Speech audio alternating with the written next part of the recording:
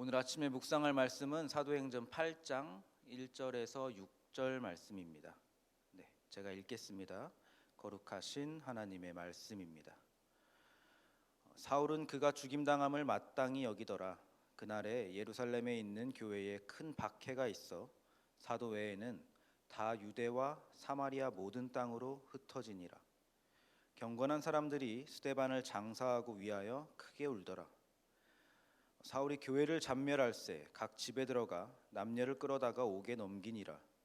그 흩어진 사람들이 두루 다니며 복음의 말씀을 전할세 빌립이 사마리아 성에 내려가 그리스도를 백성에게 전파하니 무리가 빌립의 말도 듣고 행하는 표적도 보고 한 마음으로 그가 하는 말을 따르더라. 아멘. 네. 오늘 설교 제목은 하나님이 일하신다입니다.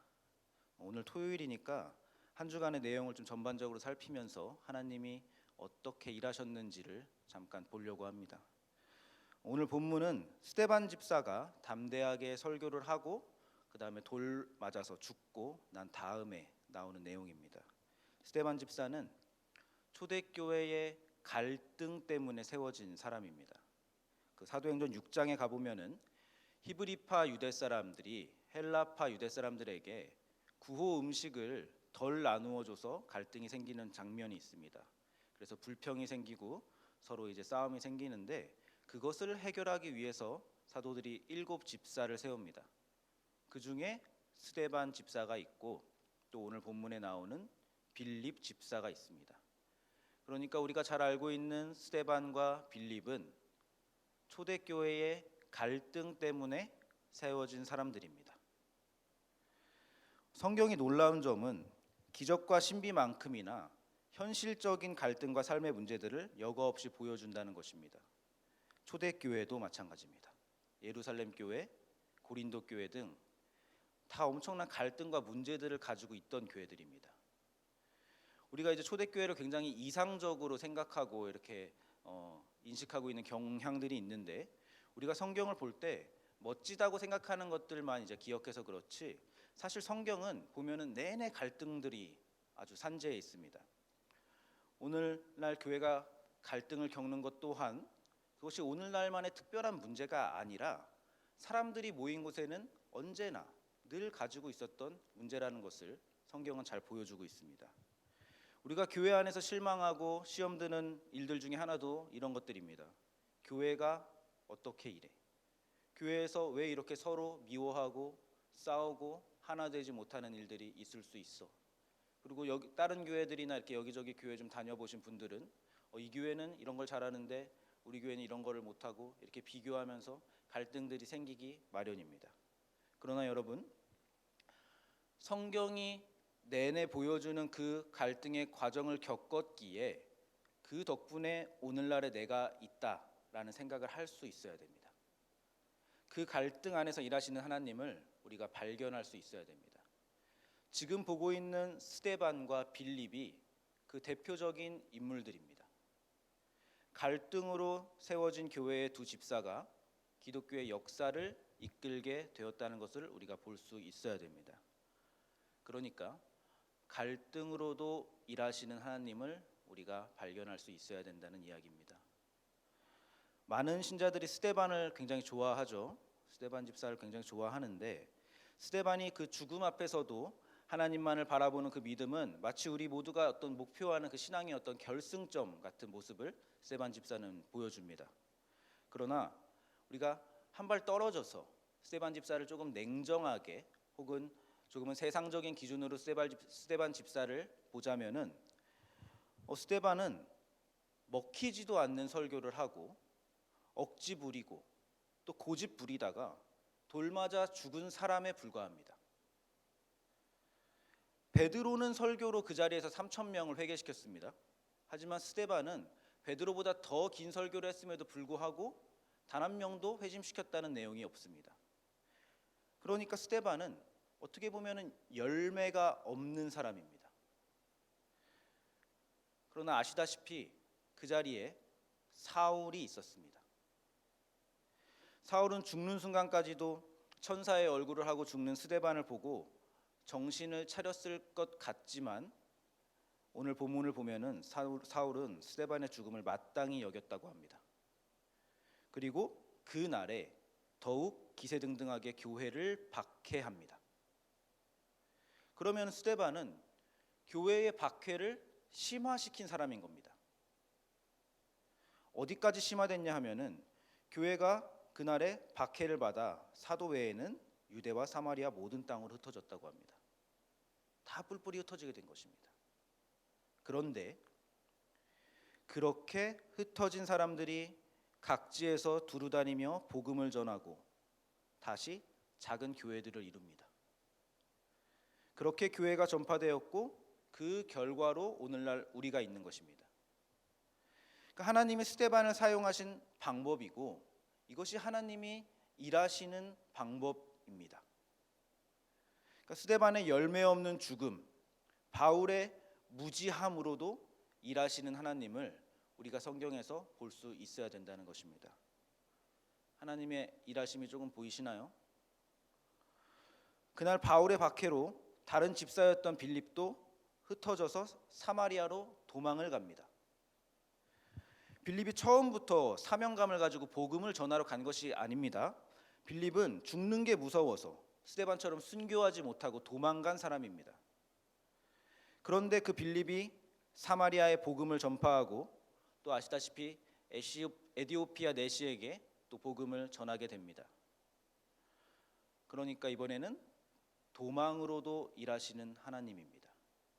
갈등으로도 일하시지만 우리가 도망가는 것으로도 하나님은 일하십니다. 우리의 삶도 늘 도망치다가 하나님한테 매번 잡혀와가지고 오늘 이 자리에 앉아 있는 거 아닙니까? 우리가 아무리 도망쳐도 하나님은 그런 우리로도 하나님의 일을 하십니다.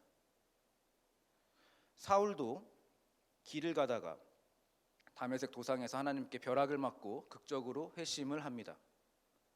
사울은 분명히 추후에 스데반이 했던 설교와 또 죽어가면서 스데반의 그 천사 같은 얼굴을 떠올리면서 스데반을 이해했을 것입니다. 그리고 스데반을 죽이고 교회를 박해했던 그 죄책감이 바울을 어마어마하게 성숙하게 만들었을 것입니다. 그것이 바울의 십자가였을 것이죠. 하나님이 그렇게 바울을 준비시키셨습니다. 그래서 바울은 큰 사람이 되고 그렇게 흩어진 교회와 바울을 통해서 교회의 역사가 시작됩니다. 정리하자면 결국에 처음에 구호 음식에서 비롯된 초대교회의 갈등이 스데반과 빌립을 만들었고 또 스데반의 열매 없어 보이는 그 죽음이 바울을 만들었고 또 바울의 박해가 빌립과 교회의 전파를 만들어냈습니다. 그 이후에 우리가 있습니다. 이것이 우리의 인생이고 하나님의 방식이라는 것을 우리가 이해할 수 있어야 됩니다. 그렇지 못하면은 우리는 우리의 현실 속의 어려움과 또 교회에서 나오는 그런 갈등 속에서 하나님의 일하심을 이해하지 못하고 늘 그 갈등이라는 어려움이라는 상황만 놓고 낙담하게 될 것입니다. 우리는 역사의 매우 짧은 부분을 살아가는 사람들입니다. 그래서 하나님의 일하심을 아무래도 발견하기가 좀 어려운 것 같습니다. 지금 당장에 혹은 우리가 사는 날 동안 어떤 가시적인 결과가 없을지라도 분명히 하나님이 일하십니다. 우리가 이제 산을 올라갈 때는 산 안에 있으니까 산 전체가 어떻게 생겼는지 볼 수가 없는 법입니다. 그렇지만 하나님은 산을 만드시는 분입니다. 우리 현실에 아무런 업적이 없어 보여도 우리 각 사람에게 하나님의 일하심이 진하게 묻어있는 줄을 믿으셔야 합니다. 그리고 우리 말씀 삶 공동체도 마찬가지입니다. 여러분, 이게 얼마나 다행인 일입니까? 우리가 만들어내야 하는 것이면은 어떤 선한 결과물이 나올 수가 없을 텐데 우리의 어떠함과는 별개로 하나님이 그것마저 사용하셔서 일을 하시고 선한 것으로 결과를 내신다는 겁니다. 이게 얼마나 다행이고 감사한 일인지 모릅니다. 사랑하는 말씀 삶 공동체 성락 성결 교회 성도 여러분, 하나님이 일하십니다. 우리는 그저 감사하면서 하루를 그리스도인답게 살아내면 그만입니다. 오늘 하루도 우리의 존재와 삶을 이해하고 살아가는 기쁨이 충만하시기를 바라겠습니다. 기도하겠습니다. 하나님 감사합니다. 주님께서 우리 삶에 찾아오셔서 자녀 삼아 주시고 또 하나님과 관계 맺게 하시고 하나님의 일에 참여하게 하시니 감사를 드립니다. 우리는 하나님이 하시는 일 다 알지 못합니다. 그러니 과정 중에 섣불리 하나님을 판단하는 죄를 범치 않게 하옵소서. 우리의 모자람에도 불구하고 하나님이 선한 것으로 결과를 내실 줄로 믿고 따릅니다. 그렇기에 하루마다 주님의 일하심을 믿고 의지합니다. 주님이 일하시기에 우리가 모든 것에 감사할 따름입니다. 이 고백 또한 예배로 기쁘게 받아 주옵소서. 예수님의 이름으로 기도합니다. 아멘. 네. 이 시간 다음과 같은 기도 제목으로 함께 기도하시겠습니다. 지금 들은 말씀이 내 삶으로 이어지게 하옵소서. 동네 샘매줄 성경 말씀 묵상을 통해 하나님과 알아가는 기쁨 누리게 하옵소서. 말씀 묵상이 길입니다라는 표어를 붙잡고 말씀 묵상으로 주님과 동행하게 하옵소서.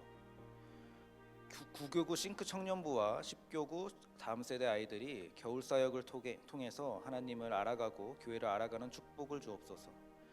직분자 훈련 및 말씀 묵상 소그룹 훈련을 통해서 우리 교회가 받은 말씀상 운동 온 세계 선교의 소명을 잘 감당하게 하옵소서. 육체의 질병과 마음의 질병으로 아파하는 환우들을 주님의 권능의 손으로 안수하사 고쳐 주옵소서. 네, 개인의 기도 제목과 공동의 기도 제목으로 다 같이 기도하시면서 삶의 자리로 나아가겠습니다. 하나님 감사합니다. 주님께서 우리 자녀 삼아 주셨습니다. 하나님을 알게 하셨습니다. 하나님에 대해서 알고자 하는 소망 또한 주셨습니다.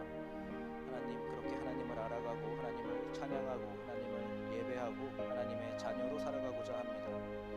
우리는 하나님 하시는 일 다 알지를 못합니다. 우리는 너무나 연약하고 또 우리 자아로 가득 차 있고 또 우리가 주인 되고 싶은 그 마음을 버리지 못해서 늘 하나님을 의심하고 지금 상황만 놓고 하나님의 일하심 다 깨닫지도 못하면서 함부로 평가하고 무엇이 이렇다 저것이 그렇다고 얘기하면서 다른 사람을 헐뜯고 갈등을 자아냅니다.